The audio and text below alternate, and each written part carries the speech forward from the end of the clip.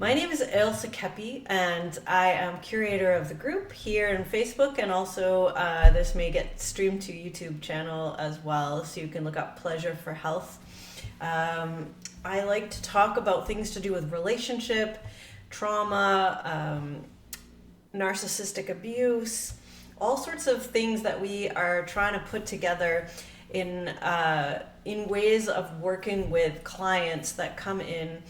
And I see clients that get drawn to me for many reasons, some of which might be body, physical pain. Sometimes it's emotional pain. I just don't know how to deal in this relationships.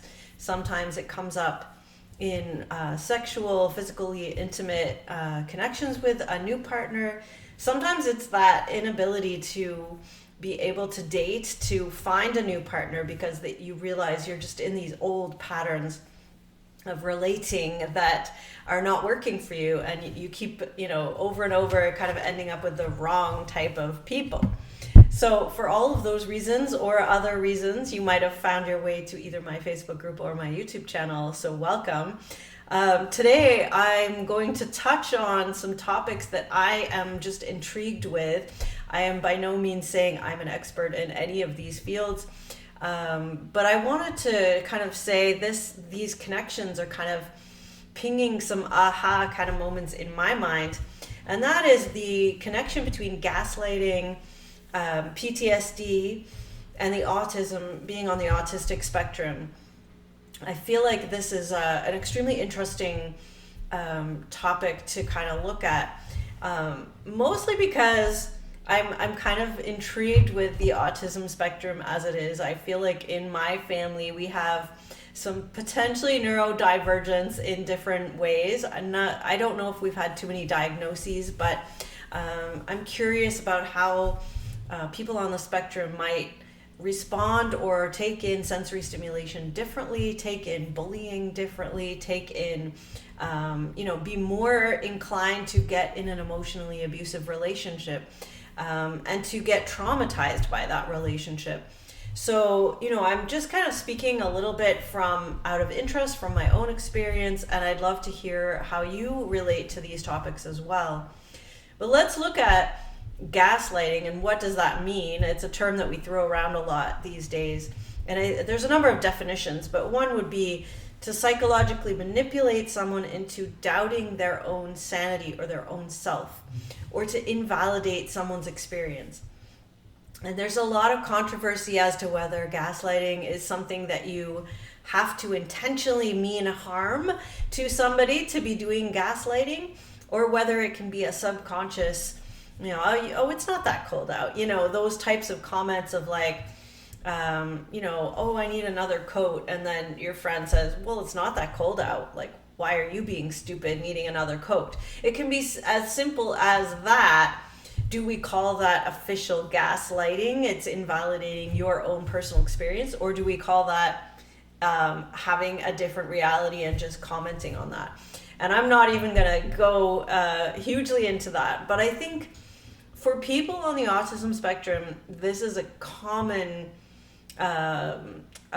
experience, is that, oh, the lights are too bright, well, yeah, sure, the lights are bright, but just let's get on with it, that kind of ability to just kind of disregard that something is overstimulating for someone who's on the autism spectrum means that everyone you encounter and every place that you go to could end up being kind of a traumatic stimulus for you to develop something like PTSD type of symptoms.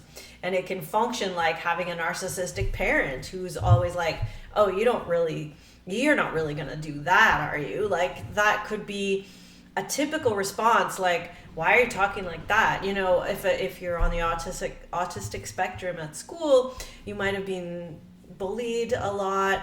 You might have been felt like you didn't belong.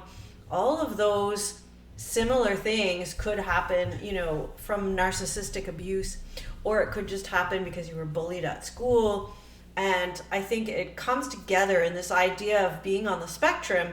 A lot of people have this experience of being invalidated a lot. Like, why do you think like that? Like, that's not a normal way to think. Or, why do you have to always put your boots in line before we can go inside. Like, I just kick mine off, like whatever the little pieces are, if it's over and over and over and over again, those of us in the group here that have maybe had, complex PTSD from relational trauma in an early age, where things are continually said, it's a very similar thing.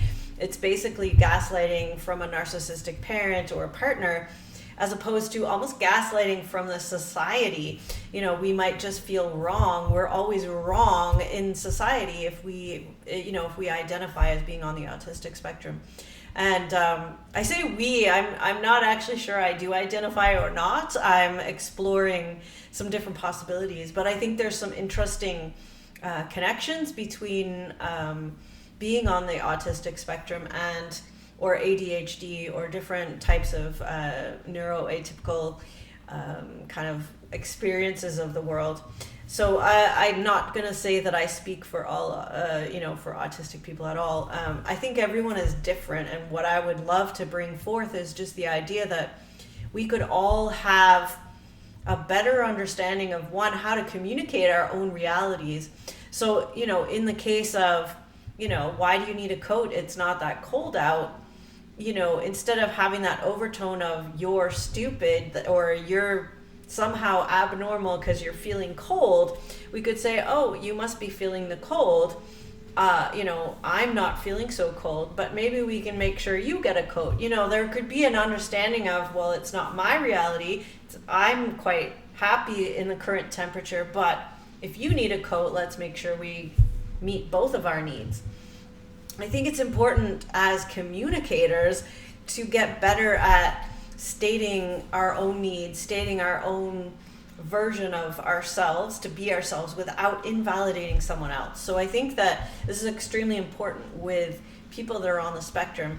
And I think, I've talked about this in the group before as well, like certain predisposing factors make us more likely to end up in abusive relationships. So you could see how being an autistic person or someone on the spectrum who is used to being talked down to or being made to feel other, or being told that they're stupid or slow or whatever it is, that person would be more likely perhaps to end up in an abusive relationship because they're used to being treated like that, or that's even considered familiar and normal for them.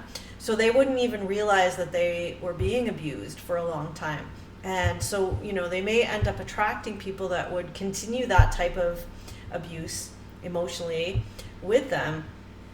And this can cause, the PTSD of that, being bullied as a kid, could be that you don't recognize the abuse as it comes along later, that we're not able to, and maybe perhaps people on the spectrum don't have as much access to support in this way because they, we don't put it together. We're like, well, they're already weird or they're already abnormal, so we don't tend to look at, well, do they also have PTSD or do they also have trauma or are they also suffering from emotional abuse?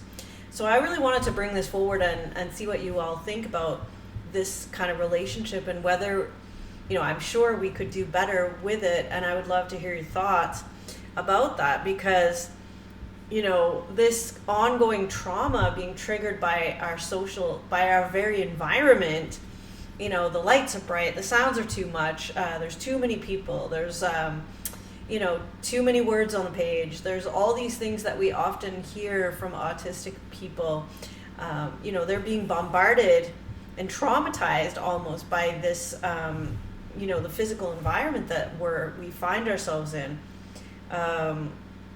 And this PTSD that shows up in people on the spectrum has been potentially or posited that is more of the hyper arousal type. So that means that you're kind of on edge all the time, you're anxious, you're expecting the worst, you might not sleep very well, you have nightmares, you might get angry easily. All of those things that we might actually also say fall under potentially being on the autistic spectrum anyway could also be due to a PTSD type of response. And, it's interesting to look at what traumatizes different types of people. We've talked before about trauma not necessarily being what happens to you, but being how you respond to what happens to you.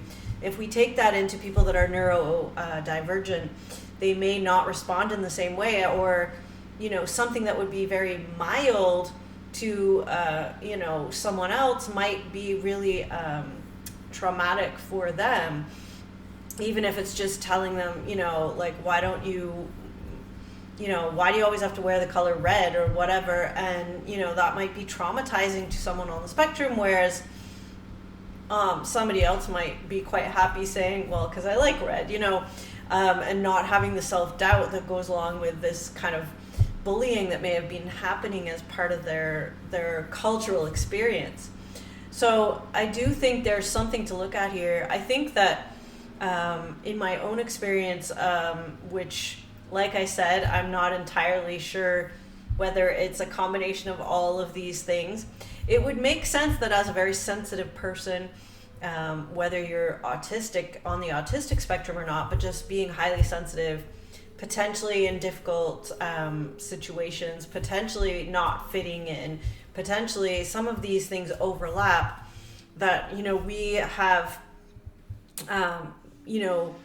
learned coping strategies to not connect as easily, so we can just go into our imagination and create the world that we want to live in.